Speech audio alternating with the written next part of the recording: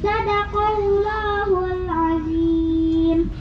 Salawat dan salam semoga senantiasa tercurahkan kepada junjungan kita bersama, yakni Nabi besar Muhammad sallallahu alaihi wasallam, yang telah membawa risalah Islam ini, yang dahulu sebelum risalah ini turun betapa hancur leburnya budaya, akhlak dan segala urusan manusia, dan ketika Rasulullah diutus sempurnalah aturan manusia sebagaimana firman Allah dalam Al-Quran, Al-Yawma akmaltu lakum dinakum wa atmamtu alaikum wa raditu lakumul Islam madinah. Jadi sebelum Islam masuk, sebelum ada Islam, sebelum Quran turun, luar biasa hancurnya manusia ya Bunda. Maka kami dari Rumah Quran Al-Muwarraq ingin mengambil bagian meneruskan tugas para nabi, meneruskan tugas para rasul, yakni berdakwah. Dan dalam hal ini kami mengambil porsi di dalam dakwah Al-Quran, karena kita sadar bahwa umat Islam itu bangkit karena Quran dan runtuh pun karena Quran. Begitu kita prihatin di Indonesia ya Ayah Bunda, di Indonesia itu rata-rata mayoritas penduduknya adalah Muslim, tapi survei terakhir kurang lebih di Januari 2022 itu dari koran Sindo News, lebih dari 65% umat Islam di Indonesia itu buta huruf Al-Quran. Jadi sangat ironis sekali ya, sangat ironis sekali, negeri yang penduduknya mayoritas Muslim tapi lebih dari 65% penduduknya buta huruf Al-Quran. Kalau bacanya aja buta, gimana mengamalkannya? Sementara Al-Quran itu adalah hudal lil muttaqin, petunjuk bagi kita orang-orang yang bertakwa. Baik Ayah Bunda, setelah panjang tadi saya lupa izin memperkenalkan diri. Nama saya Muhammad Raswani. Kalau orang sekitar Sepatan perkenalkan ya, apalagi orang Nanggul atau orang Sarakan sini, saya menantu dari almarhum Ibu Hajah Tuti Herawati ya. Kalau yang ada tahu SDN Sukasari, yang tahu SDN Sukasari 2 ya, almarhum Ibu Hajah Tuti Herawati salah satu guru senior di sana, saya menantunya. Atau yang tinggal di sekitaran Sepatan dan Rajek, yang dekat sama SMP Negeri 1 Rajek, saya menantu dari Bapak Haji Sujana. Jadi saya masih asli orang Sepatan ya, masih asli orang Sepatan. Qadarullah punya guru orang Teluk Naga dan ingin ikut ambil bagian di dakwah ini. Baik, Ayah Bunda yang dirahmati Allah, setelah ini adalah acara inti, acara pemaparan tentang Rumah Quran Al-Mubarak, bagaimana visi misinya, bagaimana sistem belajarnya, pengajarannya. Dalam hal ini insya Allah kita dengarkan pemaparan ini dari guru kita Ustadz Syahbudin, atau lebih akrab dipanggil Ustadz Abu. Kepada Ustadz Abu dipersilahkan.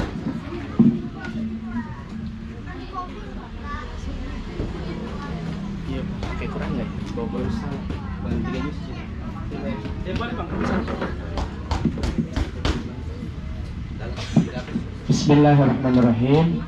Assalamualaikum warahmatullahi wabarakatuh.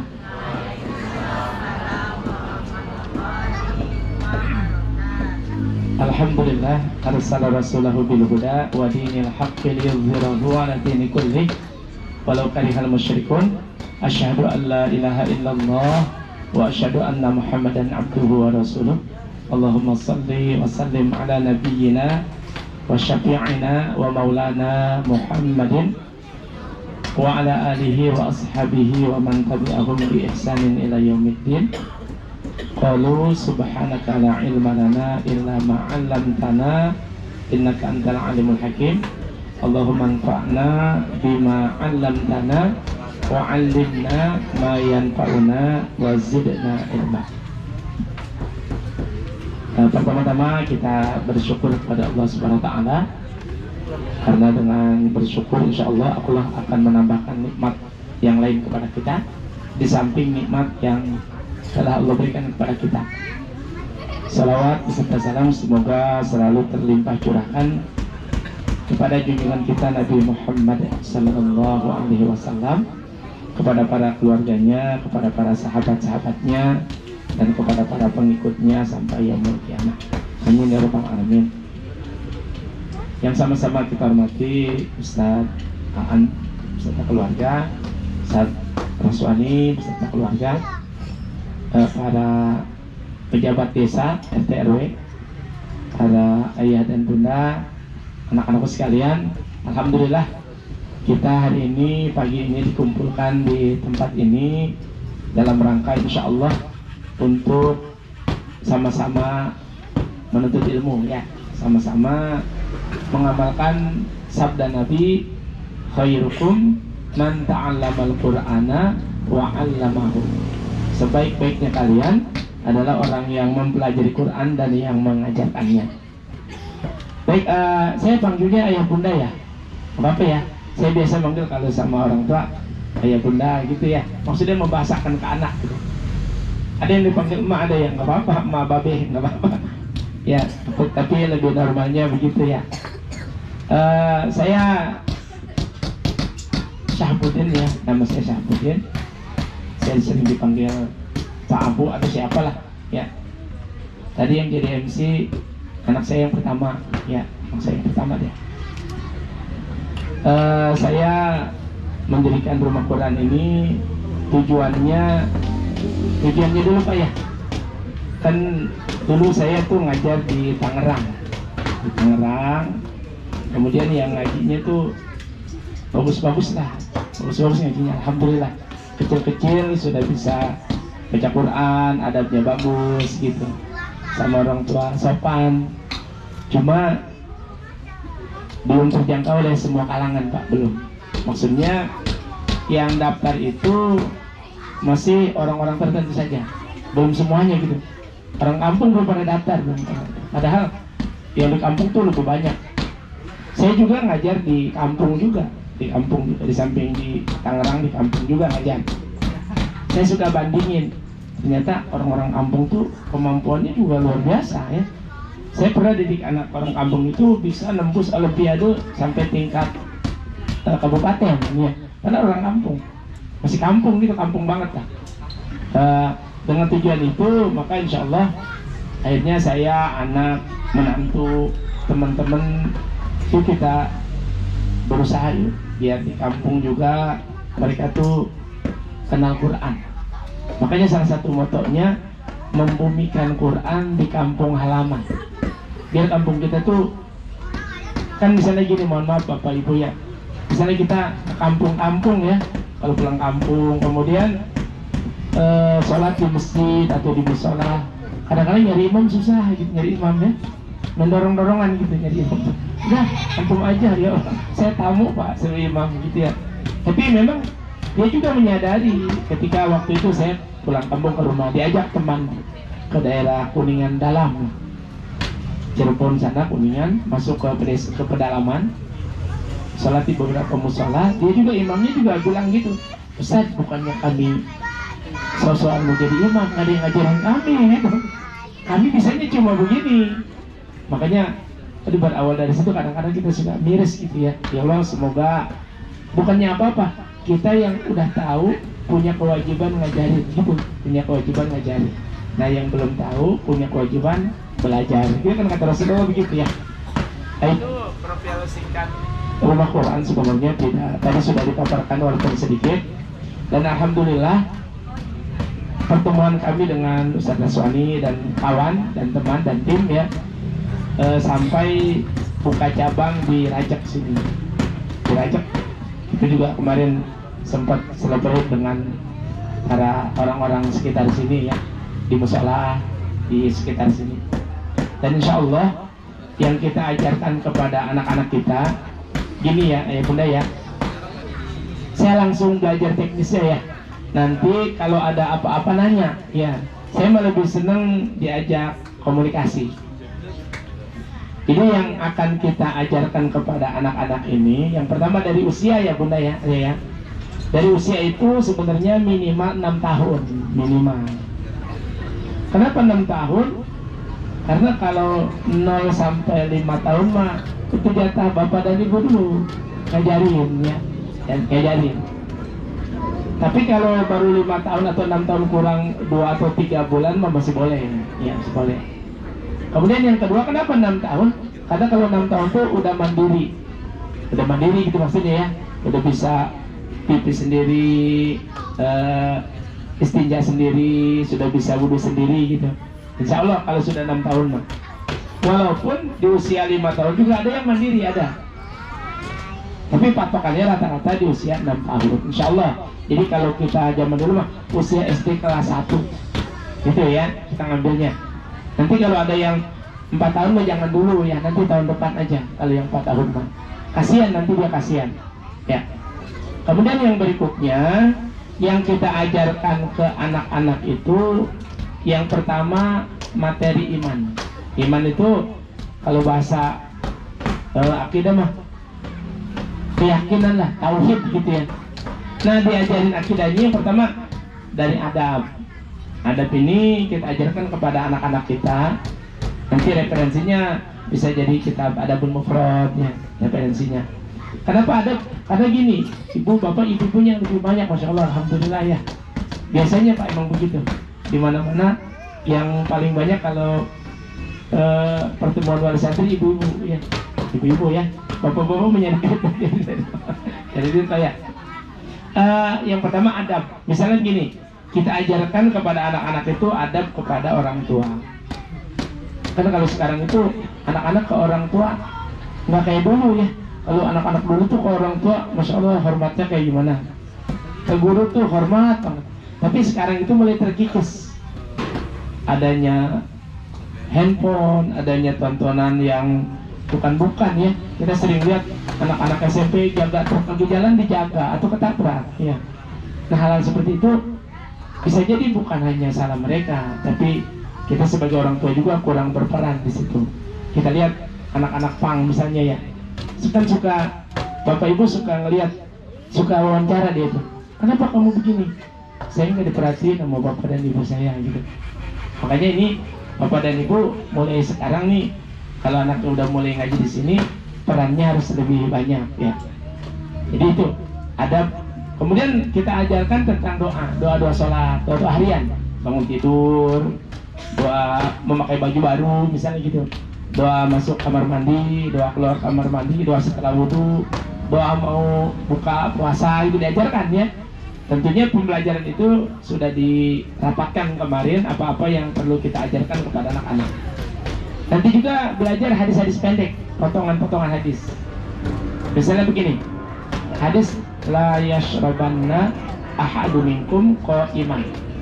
Janganlah salah seorang di antara kalian minum atau makan sambil berdiri. Nanti itu langsung diaplikasikan, langsung diterapin ke anak-anak. Kemudian yang terakhir kita belajar kisah. Kisah ini bisa kisah para nabi, kisah para sahabat, kisah para salafus saleh. Apa tujuannya? Biar mereka tuh punya gambaran, oh orang-orang zaman dulu yang dulu tuh kayak begitu tindakannya, gitu ya. Sebagaimana Rasulullah juga belajar dari Nabi Yusuf, ya kan ya. Kan misalnya begini, Rasulullah SAW saat itu kan diusir dari Mekah, kemudian hijrah ke Madinah, terakhir istri kabarnya. Kemudian singkat cerita menaklukkan kota Mekah. Jadi dari diusir, dari dakwah yang tidak diterima, diusir bahkan mau dibunuh.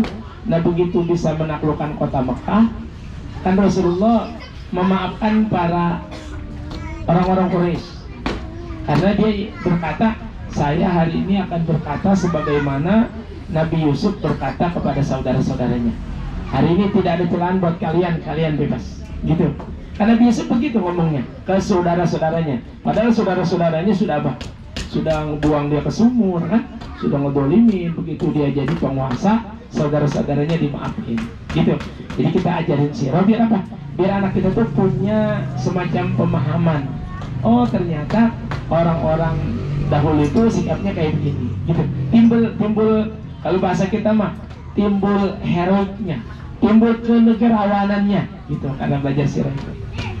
Baru kemudian kita ajarkan tahsin. Nah ini tahsinnya ibu sekalian, belajar tahsin kita sebenarnya mah buku panduannya dulu tidak Iqra. Dulu ada Usmani, ada Al-Barqi, ada Al-Kibar ya. Cuma karena kita tidak punya jalur sandaran ke pemilik bukunya, dulu ke Usmani saya punya link ke Ustadz Effendi Anwar, punya link nih. Cuma sekarang begitu saya keluar saya terputus linknya.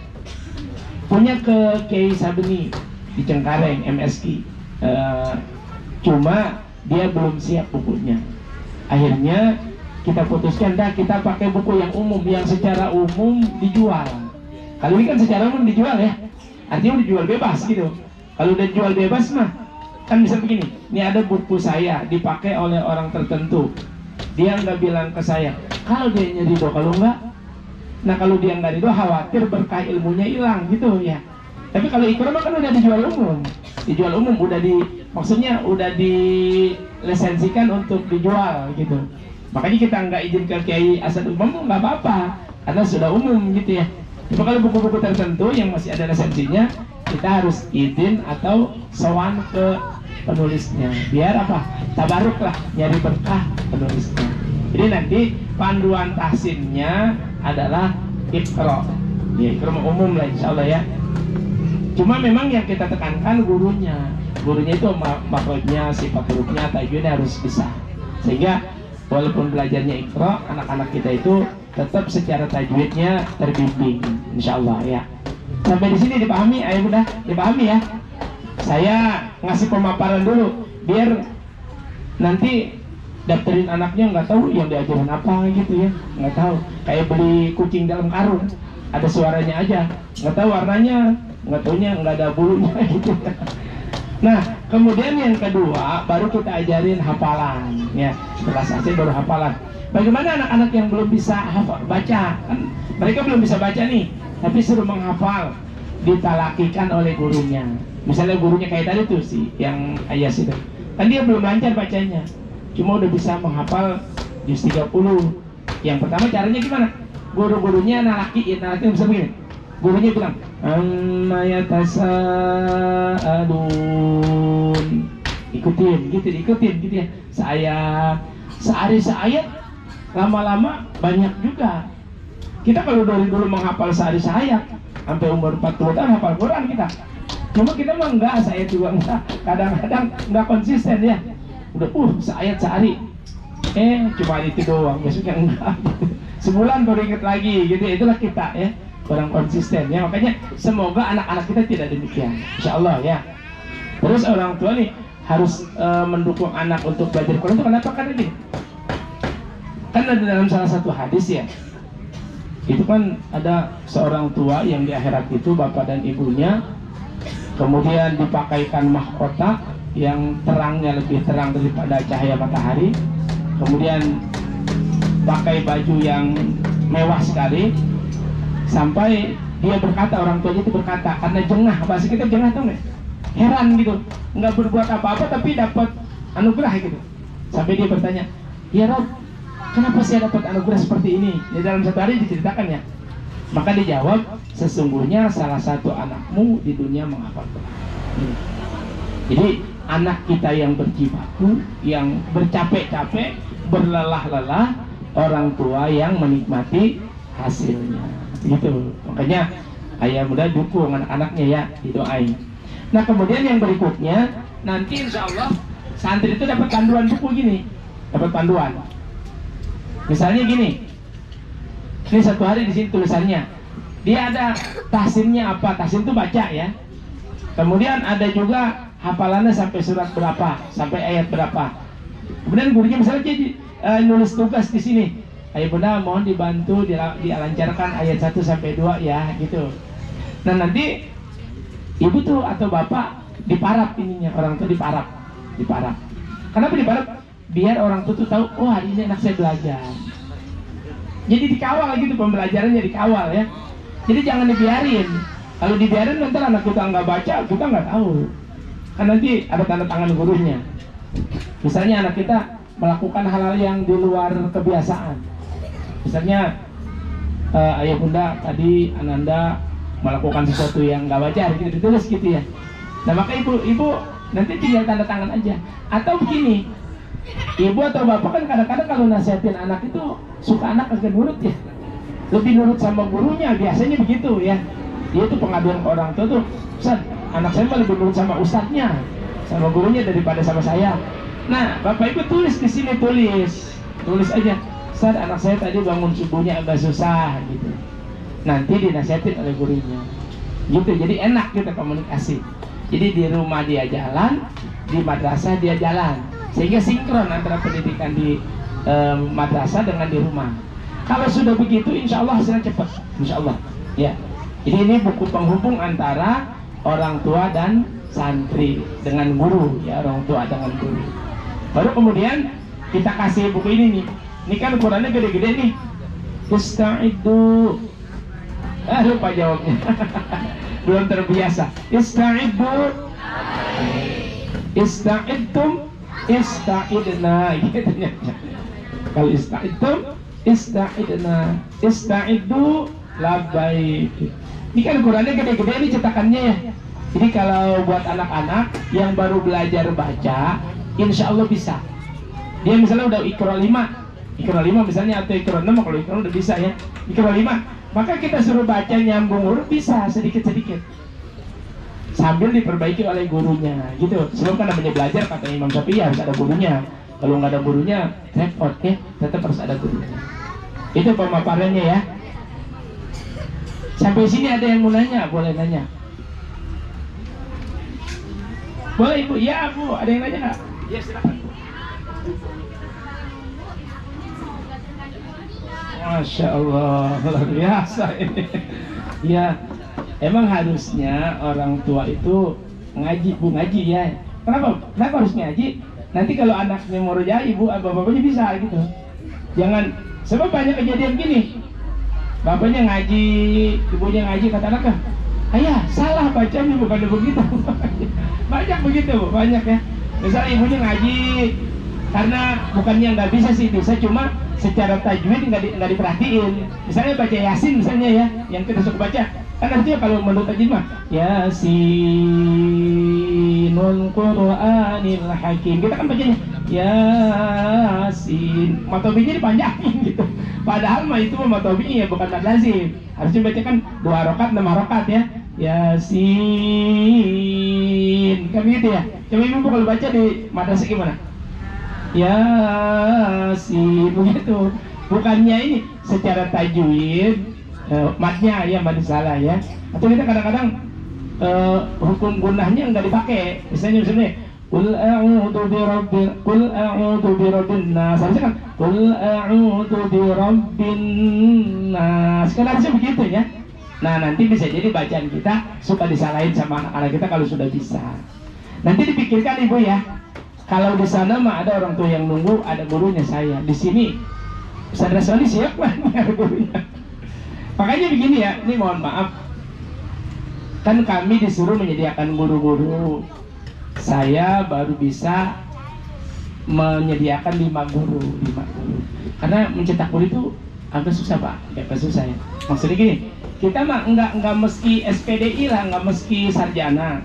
Mau di SMA atau SMP, yang penting bacaannya, makhrajnya, kemudian adabnya baik. Kan kalau adabnya baik, gurunya baik, misalnya nularin ke santri ya. Kita sering nasihatin gurunya, awas kalau nyuruh murid berbuat baik, kitanya baik dulu. Kalau nyuruh murid menghafal, kita menghafal dulu. Kalau kita nggak lakukan, kita nanti kabur maktan indallahi an taqulu ma la taf'alun gitu. Besar kebencian Allah kamu nyuruh apa yang tidak kamu lakukan, kan begitu ya. Itu guru-guru kita training gitu. Nanti semoga ada gurunya bunda ya, jadi sabar dulu ya. Iya. Kalau mau seminggu sekali boleh ke sana.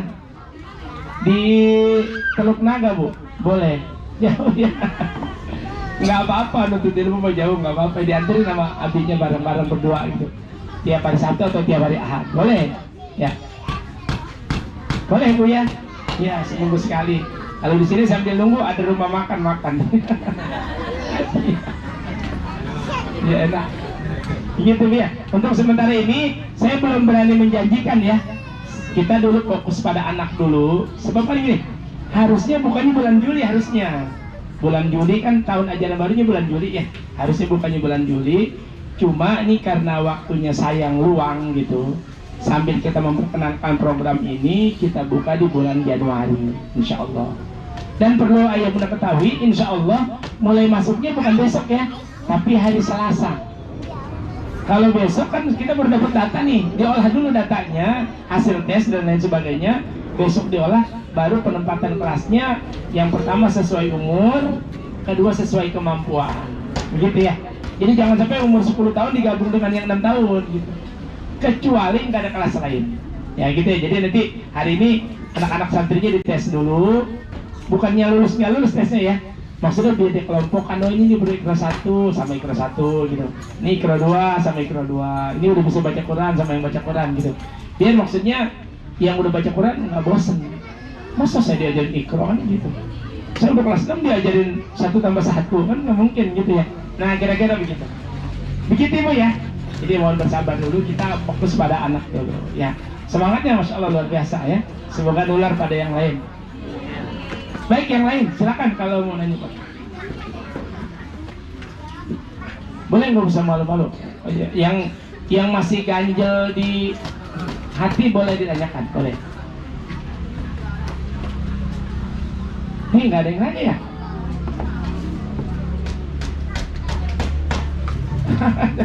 Boleh Bang ngomong, saya juga orang kampungnya. Ngomong pakai bahasa kampung juga bisa saya? Ya, bisa. Iya, ada nggak?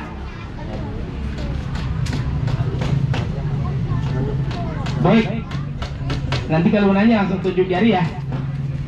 Saya ngasih pembekalan sedikit kepada orang tua ya, boleh ya Pak ya? Pada orang tua, karena saya juga orang tua, sudah punya 3 orang cucu, alhamdulillah ya. Sudah punya cucu 3. Jadi insya Allah, iya, oh iya bacaan sholat ya. Baik, nanti pelajaran doa-doanya ada yang pertama gini, kita ajarkan doa iftitah. Cuma gini, nanti doa iftitah itu kan ada orang yang baca Allahu Akbar kabiro, ya kan ya. Ada yang Allahumma ba'id baini, itu semuanya kita ajarin. Terserah dia mau milih yang mana, terserah dia. Yang penting bisa dulu ya. Cuma jangan sampai ada pikiran begini. Kalau dia baca Allahumma ba'id baini, wah dia orang Muhammadiyah, jangan sampai begitu ya. Dia mau Allahu Akbar kabir, orang Nahdiyah, jangan sampai begitu ya. Pokoknya doa-doanya kita ajarin. Kita tidak mentingin, tidak mengkelompok-kelompokkan ya. Pokoknya kita ajarin adab, kita ajarin doa sesuai dengan tuntunan. Kan misalnya bacaan iftitah juga kan banyak, itu cuma 1.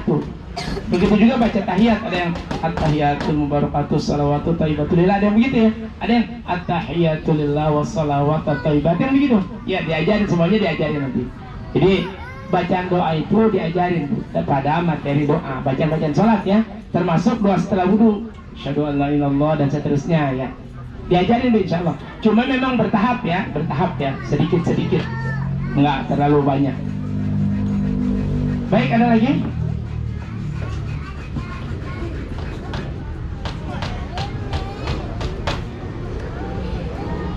Dah, baik. Ini pembekalan sedikit buat orang tua. Untuk bisa mencetak atau melahirkan generasi atau anak-anak kita yang bagus-bagus ya, yang soleh dan solehah. Yang pertama memang kita harus termotivasi dulu. Kan kata Rasulullah gini, kalau anak Adam itu mati, meninggal, kita meninggal misalnya, maka kan semua amalnya putus kecuali 3 hal. Yang pertama apa? Sedekah jariyah.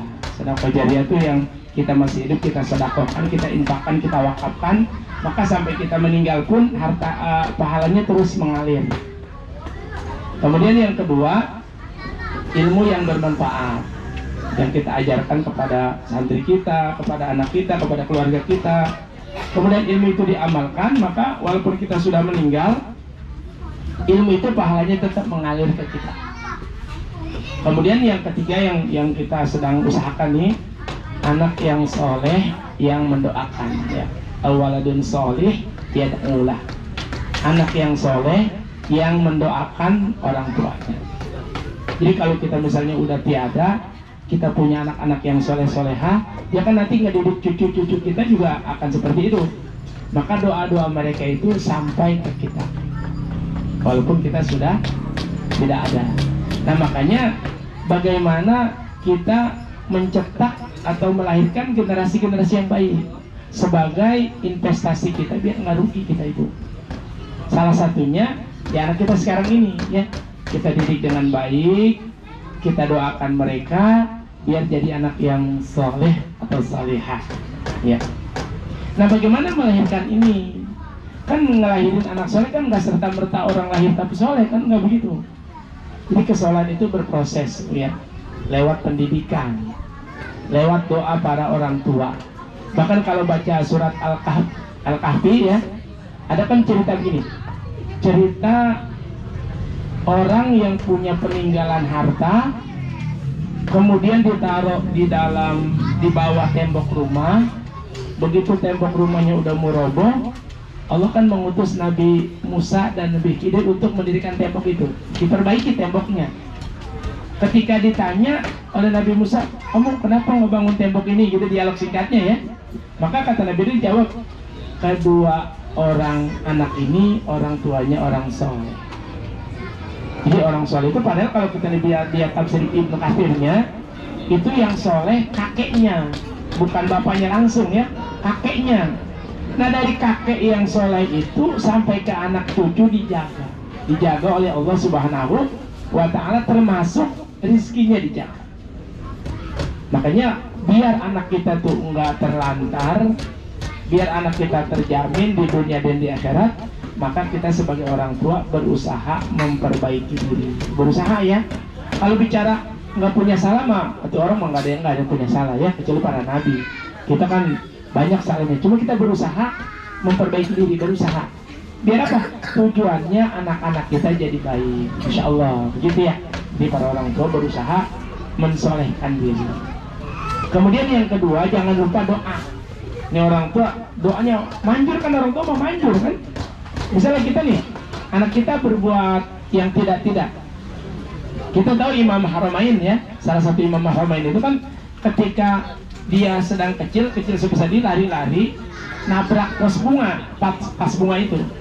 Pas bunganya pecah, ibunya sayang banget itu, harganya kan mahal banget itu. Maka kan kata ibunya, aduh marah ibunya itu. Cuma marahnya itu keluarnya kata-kata yang baik. Semoga kamu jadi imam Masjidil Haram gitu. Ternyata doa seperti itu dikabulkan dan dia jadi imam Masjidil Haram. Nah kalau kita sedang marah sama anak, kata-katanya yang baik keluarnya ya, yang baik.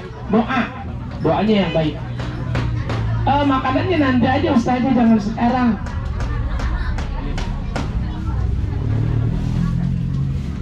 Nanti aja, nanti ada waktunya ngasih makanan. Ista'iddu. Baik. Jadi doa ibu tuh penting banget, apalagi doa bapak ya. Minimal doa ini, Rabbana hablana min azwajina wa dzurriyyatina qurrata a'yun waj'alna lil muttaqina imama. Hafalin ya Pak ya? Bisa nggak? Bisa ya?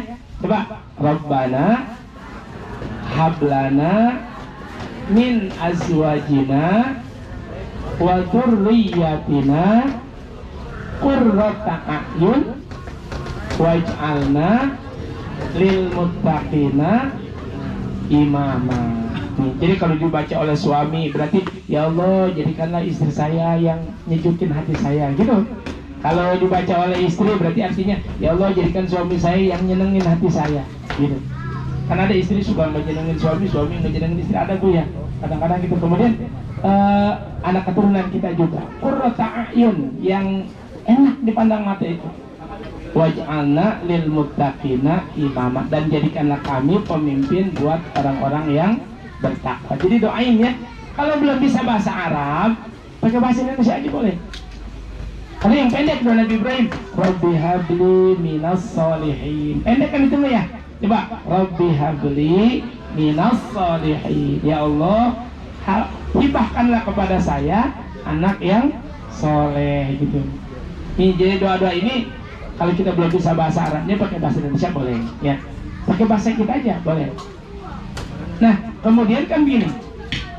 Kalau kita sudah berusaha mensolehkan diri, kemudian berdoa kepada Allah, kita berikan anak-anak kita kepada guru-guru yang baik, gurunya baik, orang tuanya baik, doanya terus dipanjatkan, sabar dalam meniti proses pendidikan.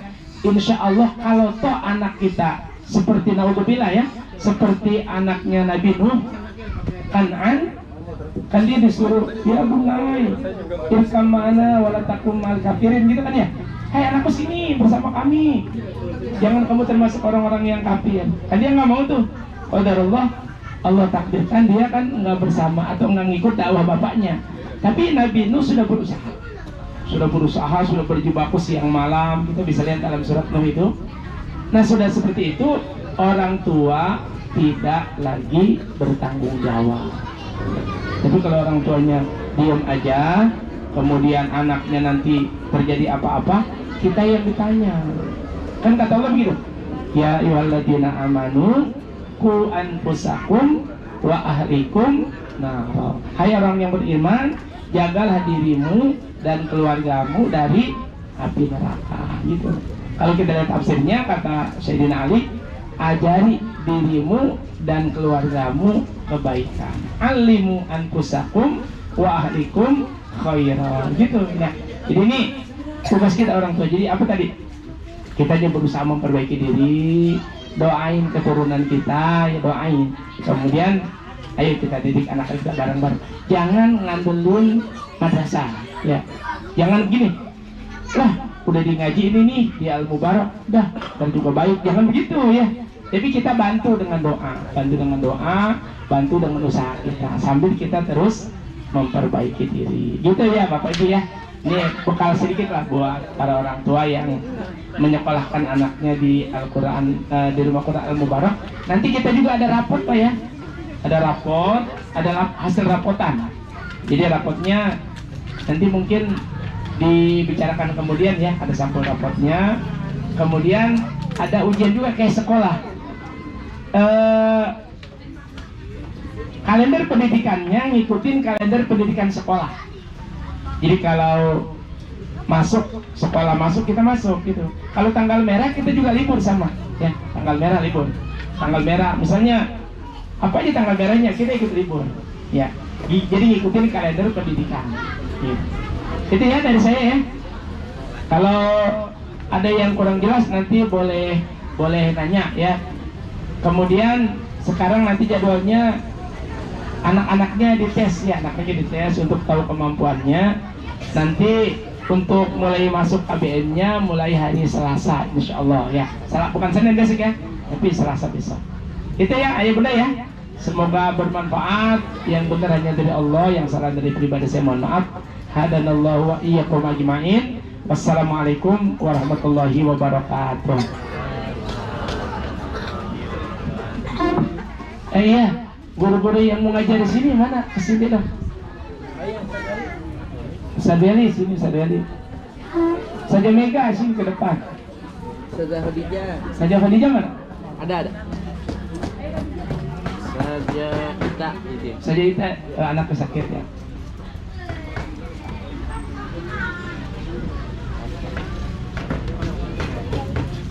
Ayo, saja. Boleh kesini saja.